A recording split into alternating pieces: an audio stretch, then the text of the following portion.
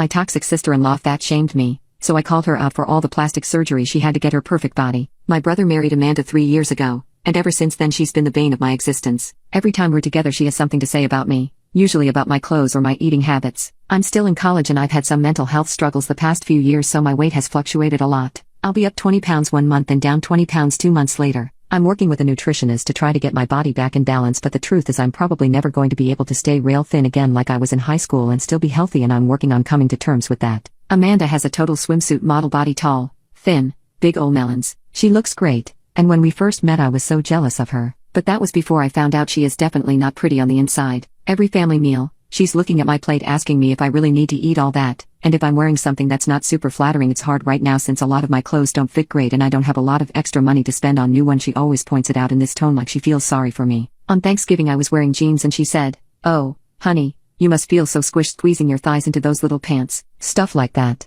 Meanwhile, of course, she's prancing around in skin-tight leather pants, so let's not pretend she's concerned for my comfort. She preaches a lot of health influencer poop about how working out is her favorite hobby and she just feels so much better when she eats clean, which usually is a way for her to insult my mother's cooking. Amanda is also super materialistic and always flaunting jewelry that my brother bought her or bragging about a vacation they're going to take. Meanwhile, I can barely afford my textbooks, and she knows it. I'm living at home to save money, and she always finds a way to bring up that she was so independent, and she couldn't imagine relying on other people after she turned 18. But she doesn't work and my brother pays for everything, so not sure how that works out. The one good thing about Amanda is that she had a baby about 1.5 years ago. She was really annoying about being pregnant and especially about showing off how she got her body back in like 1.5 minutes, but I adore my nephew. He's totally the best, so I usually just ignore her at family functions and hang out with him instead. I also babysit him sometimes to earn extra money, when I can get it to fit into my schedule between school and work. A few weeks ago, Amanda called me in a panic asking me if she could please drop the baby off for me to watch him. I told her I had class, and she begged me to skip it and told me it was an emergency. The professor for that class is super strict about attendance and you have to write an essay on the reading for the day if you miss class. But it was an emergency, and I wasn't going to just abandon my nephew,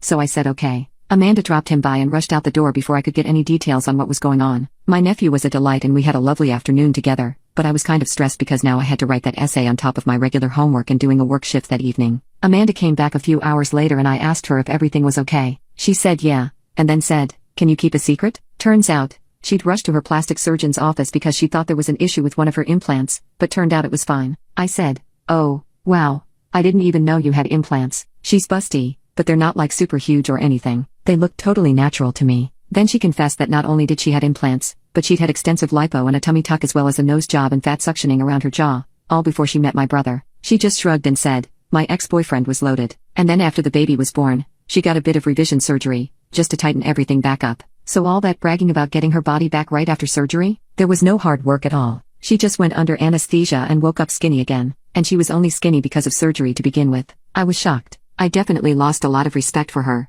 Not that I had much in the first place, but I thought at least this meant she was going to stop shaming me about my body now that I knew the truth about hers. But nope. At family dinner with my parents at our house a week later, I sat down with my plate. Amanda took one look at it and said, "Oh, honey, you know you're never going to get your figure back with all those carbs." And I just said, "Sorry, is that advice from you, or from your plastic surgeon?" My brother kicked me under the table, but Amanda just scoffed and rolled her eyes, so I said, "Oh, you haven't told my parents that you've had hundreds of thousands of dollars of plastic surgery?" My parents were stunned and tried to be polite about it at first, but once my brother fell all over himself explaining the situation and they realized that he had paid for it, and he'd done it after their grandson was born, they were livid. They chipped in a lot to help take care of the baby while Amanda was recovering from birth, when actually she was recovering from a tummy tuck. And it turned out that they'd been helping pay for daycare because Amanda's spending was draining my brother dry and he'd come to them for help. I hadn't even known about that. They started screaming at Amanda and my brother for being greedy and called Amanda a horrible mother. She started crying and insisted that my brother take her home. And in their rush to get out, they straight up forgot the baby. He was just hanging out in his high chair, oblivious to the whole thing.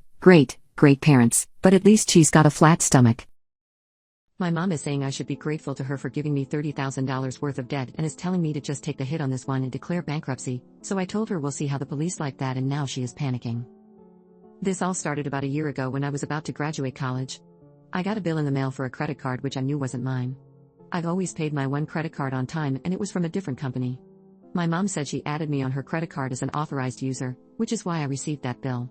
This ended up being red flag number 1. Fast forward to about a month ago, and I'm looking into new apartments as I'm moving for my job. I found one I liked and applied for it, not thinking anything of it as my salary was well over their minimum requirements. I received an email saying my application was denied. A few days later, I got a letter in the mail explaining it was due to my credit. I figured it had to be a mistake, so I ended up taking a look at my credit score for myself. This was, I think, the first time doing it since I got my credit card a few years ago. I was floored when I saw my score, 490, and I had several accounts in collections. After some crying, I decided to call the electric company which one of the collection accounts was for, and they confirmed the address was my mom's current address. I got in touch with one of the credit card companies I saw, and the listed address was the same. I really didn't want to believe my mom opened these accounts, so I called her about them last week. My mom claimed to have no idea about the accounts and said I probably got hacked. She had never really done anything to betray my trust in the past, so I, foolishly, believed her at the time. One of my friends said I should report it to the police or otherwise I could end up owing tens of thousands of dollars. I made a police report and gave them all of the information. I called my mom and told her about the police report, and she said I needed to call and cancel it because it wouldn't do any good. She tried saying it was just wasting their time and I should call it off and just ignore it. Of course, I told her I couldn't do that because I didn't want to be on the hook for what ended up being around $30,000. She said I had to do it because she opened the accounts. We went back and forth for about 20 minutes and I was pissed. She finally said I just needed to take the hit on this one and declare bankruptcy. She literally told me I should be grateful to her for letting me go to college, so I should cancel the police report before they find out it was her.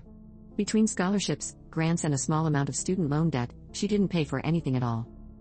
I'm kind of conflicted. I don't really want my mom to go to jail, but from what I've read, declaring bankruptcy would basically prevent me from doing anything with my credit for a few years, and it would take a full decade to drop off. There are 9 accounts total with 3 in collections. What would you guys do? Girlfriend wants to get another pet when we already have 4, so I put my foot down and said no, but I think she loves animals so much that she's about to put me down instead. Posted by you/too many pets. My 27M girlfriend, 24F, loves animals. She is a legal secretary for her job and also works as a small animal specialist on the side. She's been a small animal specialist for 4 years, and after getting her real job, she decided to keep her other job for fun. At home, we have 2 dogs and 2 cats. All of them are her pets. Her jobs are highly demanding, and when she isn't working, she's in the den organizing huge dog adoption events. Every 4 or 5 months, she manages to bring about 60 dogs up from high-kill shelters around the US and finds every dog a home. I think that's a cool thing she does, but she literally stays up until 3 a.m. planning flights and managing people to get the dogs securely to the holding center, etc. Then she wakes up at 6 a.m., goes to work until 5 p.m., goes to her other job until 10 p.m., comes home, and repeats the process. On her days off, she takes her dogs to the park or goes on hikes. She lavishes her pets with new beds and the best food, and when she is working, she sends the dogs to daycare, etc. As you can see, her days are filled with animals, and I feel like I'm not even a part of this relationship. When she isn't with animals, she's reading or doing her own thing. We've been out to dinner together maybe twice in the past month. She isn't distant or rude, she always lets me in on what she's doing and asks if I want to help or if I want to go to the park with her or on a hike, but I don't want to because it's always about the animals and not me. Anyway, last night before we went to bed, she said she was thinking about getting a tree frog to put in the den because she really liked the calming presence they give off. I just think that was the straw that broke the camel's back because I told her that's insane. I told her I'm tired of all the animal stuff she's involved in. I told her she needs to grow up, and I told her absolutely no to the tree frog idea. At first, she was quiet, but then she said something about how animals are her passion and that what she does isn't stupid. She said she'll never get tired of animals and pointed out that I have my own hobbies too that she doesn't think are stupid or childish. She then said that tree frogs are close to nothing maintenance-wise and that they're just pretty. Then she started getting upset, cried, and left the room. When I woke up, I found her asleep on the living room floor with the dogs. It's not like we're being overrun with animals, but the amount of them in my life is aggravating. She even brings random lizards home and nurses them back to health. Isn't this all a little insane? She's always loved animals, but now that she makes a substantial amount of money, she does more than ever. I don't get it. Now she wants another animal to fawn over and spend hundreds of dollars on each week? No. I guess I'm just venting for the most part. I feel bad about how she feels, but I still think the time she invests in animals is insane, and since she's in a relationship with me, she should act like it. Commenter. Why would you tell her to grow up? She is grown up, and yes, animals are her hobby. She makes time for her hobby. I think you're just resentful because you aren't spending time with her. She has a right to be upset about what you said. Why don't you sit her down and explain that you think her hobby is great but also time consuming? You would like to spend more time with her and do other things besides activities related to animals. Think of some activities you both haven't experienced that aren't related to your hobbies. Create a hobby you can both enjoy together so you can set aside time for it every week. Ops response. I told her to grow up because she's spending thousands of dollars flying dogs back and forth when she could be using that money to help homeless children. I mean, if she was that determined to donate, or give away, her money. Commenter's response. Then you'd be writing about how your girlfriend is too focused on homeless children and still doesn't pay attention to you. Ops response. No. I see the point in donating money to homeless children, and actually doing something about it is even cooler. I honestly don't understand why she needs to dedicate so much time to animals. Update 1 day later. After reading comment after comment about how I didn't support my girlfriend or care about her passions, I started to see where I was wrong. I do care about her passions. Personally, I am burnt out on animal care. I should have communicated that better instead of blowing up on her. I still, no matter how many protesting comments I get, will never understand why she donates so much money to just animals and not anything else. That was why I told her to grow up. That, and I think her passion for animals is childish, sort of in the way that kids love fairies or mermaids. I feel like it's a phase she never grew out of. I love dogs too, but her deep love of animals is something I overlooked because she always had good jobs, and she is very pretty. I think a lot of people were misguided in calling me a douchebag simply because I miss spending time with my girlfriend. No, I am not jealous of lizards. I think it's absurd to come home and find her bandaging up some lizard's foot, or open up my fridge to find a tub of mealworms for said lizard. I've always loved how dedicated she was to things. Whatever she's doing, she's giving 100%. I just wish she directed that passion to things that really matter. Helping animals is nice and all, but it's not really changing the world. However, I am still deeply in love with a beautiful, sensitive, loving girl I met 5 years ago, and all the comments made it clear that I was being rude to her. So I wrote her an apology letter and went to the nearest pet store to get her a tree frog. I got the tank, lamp, and even crickets. I set up the whole tank in the den where she wanted it and named the tree frog Jinx. I thought my apology and buying the tree frog would help her see that I care and that her passions are cool. Anyway, I waited for Jessica to get home, and finally, when she did, I told her to go look in the den. She still seemed upset and said, "Thank you for the tree frog. I actually bought one before I got off work and had a friend set up the tank for me. It's in my car, I'm gonna go get it. Thank you." She brought the tank in and asked if we could talk for a little bit in our room because she had some things on her mind. She said she didn't want to jump to conclusions, but our relationship wasn't heading in the direction she wanted, and maybe I should find someone more suited to what I like, maybe a quieter, less busy life. I explained to her that I love her deeply, I just want her to tone down her animal life. She said she can't because it's not only her passion, but all the money she makes from being an animal specialist goes to the animals for adoption, vet care, housing, and money to the people who foster the animals when she can't.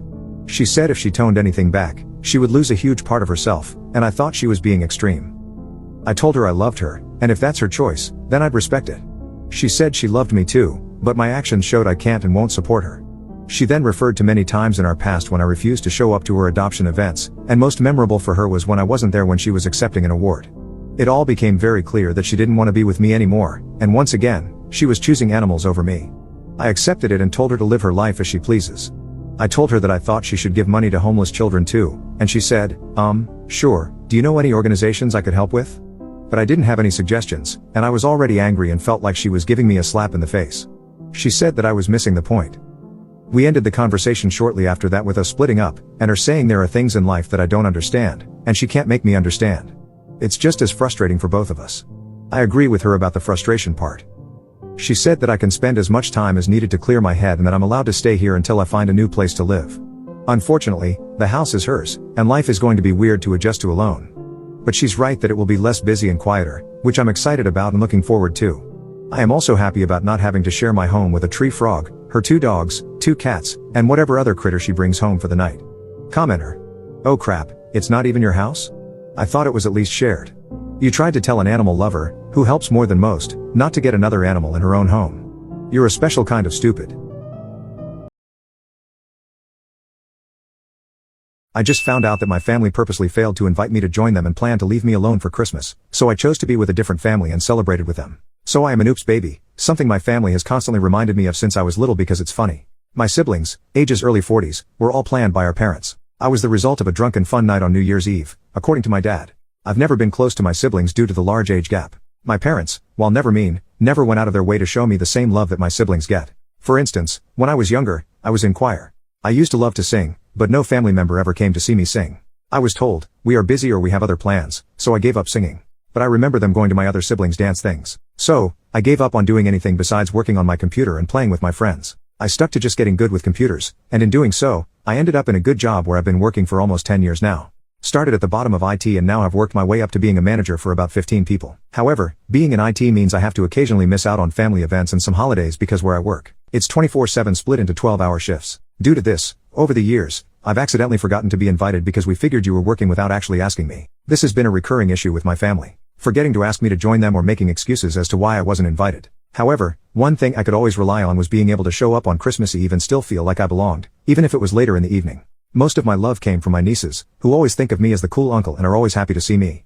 I happened to stop over at my folks yesterday, and while there, I saw my nieces. But my nieces started asking if I was excited for Christmas as we hung out in a cabin this year. I looked confused and asked my mom what they were talking about. She looked embarrassed and said everyone had made plans back in June to celebrate Christmas in a rental cabin in Vermont. LOL, I kid you not, she looked at me and said, "We all figured you had to work again and couldn't get the time off, so everyone figured you wouldn't mind missing one Christmas." Had they said something, I could have taken the time off. To say I was and am heartbroken is an understatement. Like, I get that I'm an oops baby and have never thought of much, if ever, but to just be left alone for Christmas on purpose. I mean, how does a family do that to someone? I just turned around, hugged my nieces goodbye, and left, didn't even say goodbye to my mom. I pride myself on being strong, especially how my family has always treated me. But I'm not gonna lie, I actually cried on the way home. Never in my life have I felt so rejected, especially by people who are supposed to love me. I couldn't even ask her when they planned on telling me or if they planned on telling me. What would happen if I showed up after work and no one was there? I just left. I probably should have, but I was hurting too much to really care at the moment. Now, here's my dilemma. I have a new girlfriend, and by new, I mean we've only been going out and seeing each other since just after Thanksgiving. I texted her when I got home telling her what happened as I had to talk to someone. She kinda knows about my family. Being in such a new relationship, I didn't want to unload all my baggage on her. But she knows that my family and I don't have a standard type of relationship. Anyway, she has invited me to go with her to celebrate Christmas with her family. I haven't given her an answer yet. In previous relationships, we were together months before the invite to Christmas ever came up. However, this is the first relationship where it's only been a few weeks. Would going with Zoe to her family's be a good idea? Update, 6 days later. First, thanks for those that commented on my first post. I wasn't really sure if I should go or not, but it was the best decision I ever made. When I told my girlfriend that I would love to go with her, she was really happy. I did what others suggested and bought a really nice bottle of wine for her family and a few gifts for my girlfriend. I expected a bit of awkwardness when we arrived, but none happened. When we arrived and I met her family, I was treated just like I belonged there. I had a great time. We had some really great food and played some games. And overall it was a great experience and much different than any Christmas I ever had with my family. Speaking of which, mom called me while I was at my girlfriend's family. The tone of her voice didn't make me think they were happy about it, lol. When they called, we were playing Pictionary, and everyone was having a good time. She asked where I was, and I told her. I wished her a Merry Christmas, hung up the phone, and then turned it off. I wasn't gonna let her or them ruin a good time. When it was time to go, everyone thanked me for coming and said they hoped I had a good time. I don't think I could wipe the smile off my face even if I wanted to. It was such a nice and loving group of people. I know this relationship is still super new, but the amount of love I received from my girlfriend and family really makes me hope that this works out. I've never felt what I felt on Christmas in my whole life. As someone posted on my first post, it felt like a Hallmark movie of sorts. I know it's just all the new feelings, but if anything, I've learned I deserve more than what little my family gives me. I ran into a girl from high school who I used to be head over heels for, but she always treated me like a rebound, and after I saw her again she messaged me, "Was I just not your type?" As if I wasn't always her second choice. So this will be a weird one. I, 35M, am happily married with 2 children. My wife, 32F. And I have been together for 8 years and married for 4. We were out shopping in our hometown when we ran into my ex-friend, her parents and her children. She moved out of state over 10 years ago and I haven't seen her since, nor have we had any contact other than Facebook happy birthday wishes. She is married with 2 kids of her own. Anyway, on to the situation. My father-in-law and her father are friendly with each other. Both retired military and occasionally have breakfast together with their other retired friends. When we ran into each other, my ex-friend's dad congratulated my wife and I. We figured my Phil told him we were expecting our 3rd child. I saw my ex-friend look at my wife's belly and then act distant for the rest of the exchange, whereas she was friendly starting off. We trade pleasantries and said goodbye. My wife and I continue about our shopping. By the time we're done I check my phone and see I have a Facebook message from ex-friend. XF, it was good to see you again. Me you too. The family looks good. XF, yours too. Would you want to grab coffee and catch up? I'm in town for a couple more days. We are actually pretty busy, otherwise I would be down. I'm sorry XF, I understand. Adulting. Can I ask you a question? Me sure, what's up? XF, was I just not your type? Me, what do you mean XF? I'm asking what did I do wrong? Me didn't respond as this was out of nowhere. XF, I pursued you for years. We were inseparable for years and you never gave us a real chance. I loved you. Our families loved us. Our friends loved us together, you just never committed all the way to us. You wouldn't even have lovemaking with me and I need to know why? Was I not good enough? Could you not see yourself married to me and having a family together? I didn't respond and I showed the messages to my wife. She knows of this girl and my reasoning for her and I growing apart, mostly because we see her family everywhere, and she asked. My wife told me to be honest with her, but I'm not sure if that's right. It feels mean. I'm going to give my POV on our friendship and I'm hoping I can get some advice on where to go from here. Basically, she and I met through friends in high school. I was very interested, but she was dating someone at the time. She ended up asking me out a month or so later and we went on dates and kissed a few times, though we never had the conversation on being official, hence me calling her friend and not girlfriend. One night while riding in the car, her, who I thought was ex-BF, called her and asked when she'd be over. She didn't have it on speaker, but I could still hear the conversation. She told him I can't talk right now and he asked who she's with. She didn't tell him. He later figured it out and messaged me on Facebook asking if I knew they were still together. I apologized and said I didn't and would cut things off. I called her and she started crying, saying she didn't have the courage to tell me they were still together, but she liked me so much and was going to break up with him. I cut her off anyway.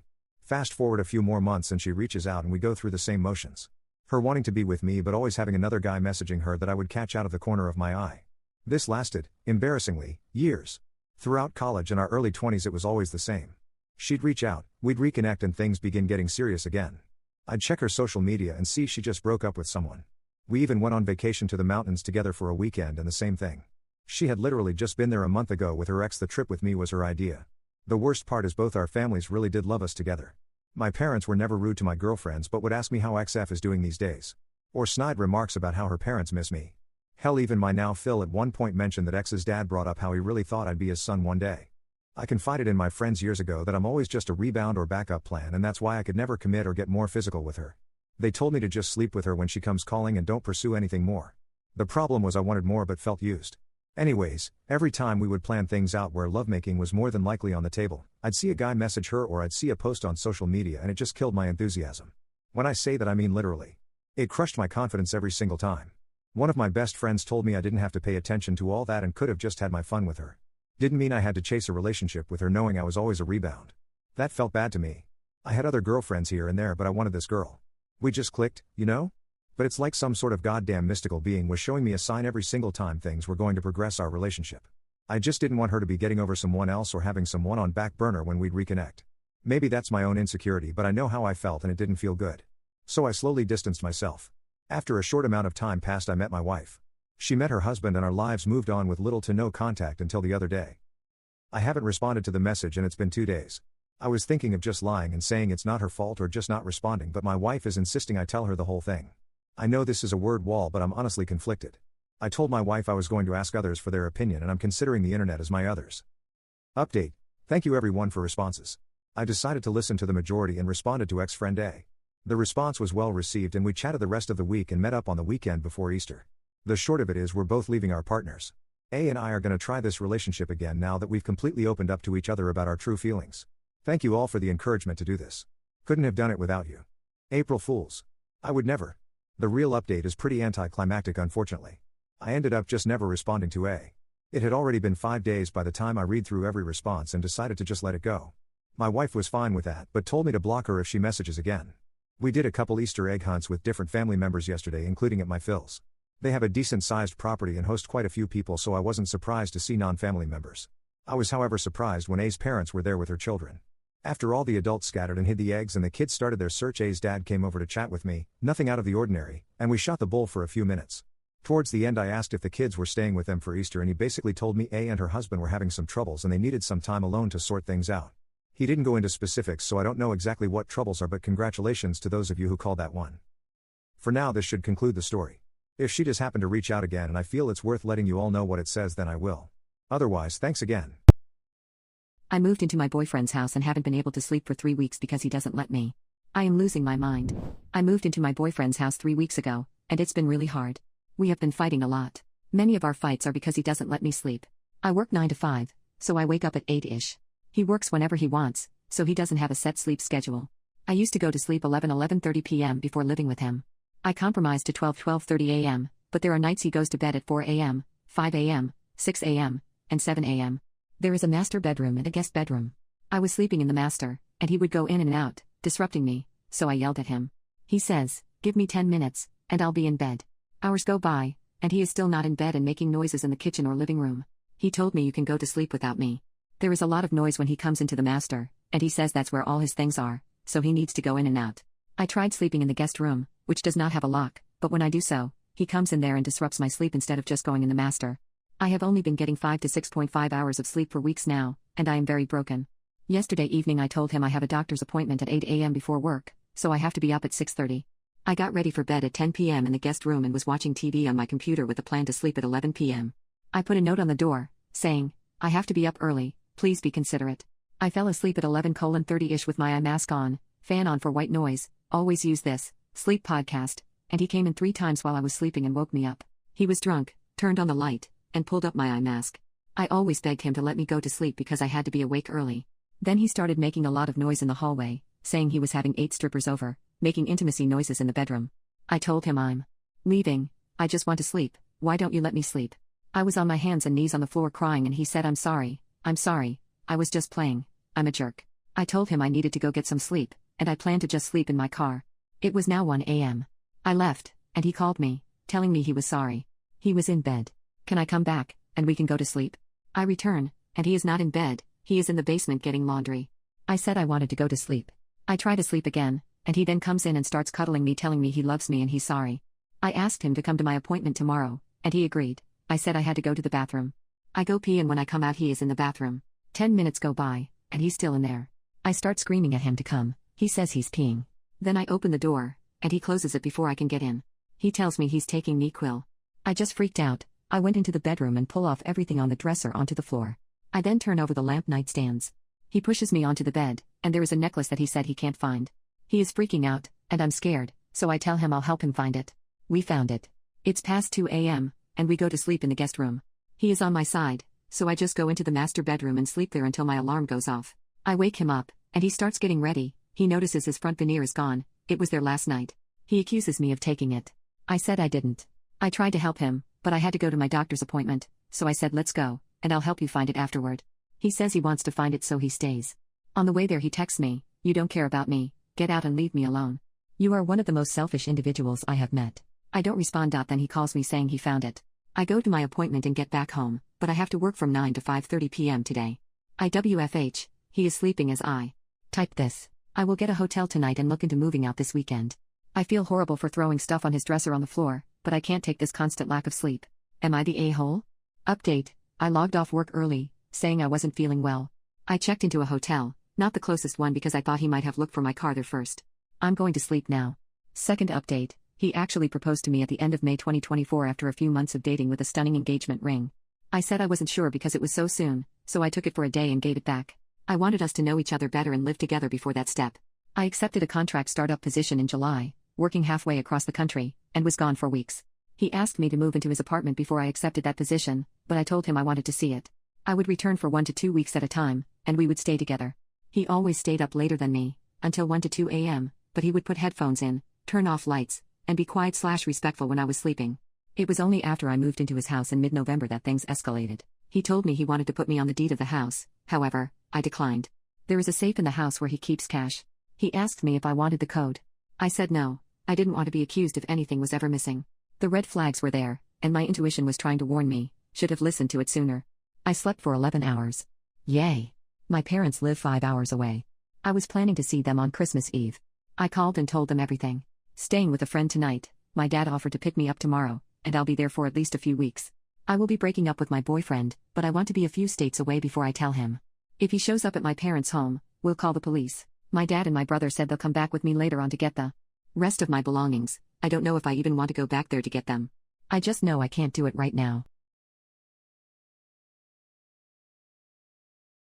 My son's bully showed up at our family's 4th of July party as my niece's boyfriend, and everyone told me to just get over him almost taking my son's life, but I'm done and I'm not coughing up money for her college tuition anymore. The bullying in question happened when my boy, Sean, 18M, was 13, and I know for some may seem like it was a long time ago and they were just kid, and I agree if the bullying was just name calling and pulling hair, but what my boy went through was downright cruel. It first started with names and calling him slurs. Sean is gay. It then escalated to cyberbullying to physical. The one major was the kids practically jumping my boy. I can't ever forget how messed up and bloody his face looked after that. I tried really hard to get those boys in trouble, but they dismissed as kids playing around and getting too rough. My boy didn't even want to go to school for nearly 4 months, and in those months almost took his life. Luckily my wife walked in right before he could do it. He's gotten all the mental help he needs and more and is doing much better. We moved and he and my other kids had to practically start over. I'm telling all this to just paint the picture and show you it wasn't kids being kids, it was just little jerks. I make more than enough and I don't ever mind helping my family, you know. Well, I had promised my niece, 17F, that I'll be paying for her college. Anywho, on to the problem. We went back to our hometown like always, celebrating the 4th of July and all of that.